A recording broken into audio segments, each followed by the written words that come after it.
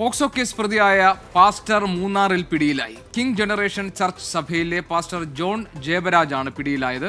മുഹമ്മദ് റഹീസ് ഉണ്ട് ചെന്നൈയിൽ നിന്ന് വിവരങ്ങൾ നൽകാൻ. റഹീസ്, ഇത് ഏത് കേസിലെ പ്രതിയാണ് ഈ പാസ്റ്റർ? എങ്ങനെയാണ് ഇയാൾ പിടിയിലായത്?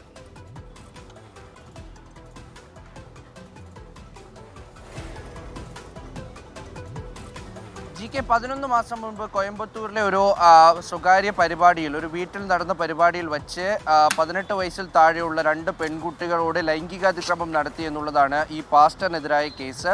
ഇയാളുടെ പേര് ജോൺ ജബരാജ് എന്നാണ്.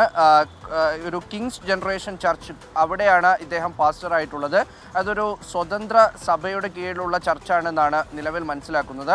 അപ്പോൾ അത്തരത്തിൽ ഇയാൾ ഏറെ പ്രസിദ്ധനാണ്. കാരണം കേരളത്തിലടക്കം ഇയാൾക്ക് നിരവധി ആരാധകരുണ്ട്. ഇൻസ്റ്റഗ്രാമിലടക്കം ഒരു ട്രെൻഡിങ് ആയിട്ടുള്ള പാസ്റ്ററാണ്. വ്യത്യസ്തമായ രീതിയിലുള്ള ഈ പ്രാർത്ഥനാ രീതികളും ഒപ്പം തന്നെ ഈ സംഗീത പരിപാടികളിലൊക്കെ പങ്കെടുക്കുന്ന, ഡാൻസ് ചെയ്യുന്ന, അങ്ങനെയൊക്കെയുള്ളൊരു വ്യത്യസ്തനായിട്ടുള്ളൊരു പാസ്റ്ററാണ് ഇദ്ദേഹം. അപ്പോൾ അങ്ങനെ ഇയാൾ കഴിഞ്ഞ ഒരു 11 മാസം മുമ്പ്, കഴിഞ്ഞ മെയ്യിൽ ഒരു പരിപാടിയിൽ പങ്കെടുക്കുന്നു. 13ഉം 17ഉം വയസ്സുള്ള 2 പെൺകുട്ടികളോട് ലൈംഗിക അതിക്രമം നടത്തുന്നു. ഈ ഒരു കേസ് നൽകിയത് ഒരാഴ്ച മുൻപ് മാത്രമാണ്. ഈ കേസിന് പിന്നിൽ ഇദ്ദേഹത്തിൻ്റെ ഭാര്യയാണ് എന്നുള്ള വിവരം കൂടി പുറത്തു വരുന്നുണ്ട്.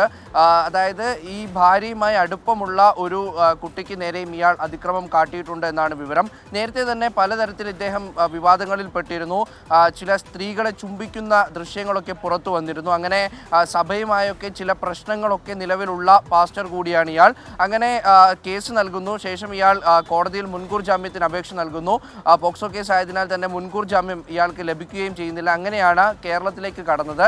2 ദിവസമായി കോയമ്പത്തൂരിലെ പ്രത്യേക പോലീസ് സംഘം ഇയാളെ തിരക്കി പല സ്ഥലങ്ങൾ സന്ദർശിച്ചിരുന്നു. ശേഷം ഇന്നലെ ഇയാൾ കേരളത്തിലുണ്ടെന്നറിഞ്ഞു. അങ്ങനെ മൂന്നാറിലെത്തി രാത്രിയോടുകൂടിയാണ് ഇയാളെ കസ്റ്റഡിയിലെടുക്കുന്നത്.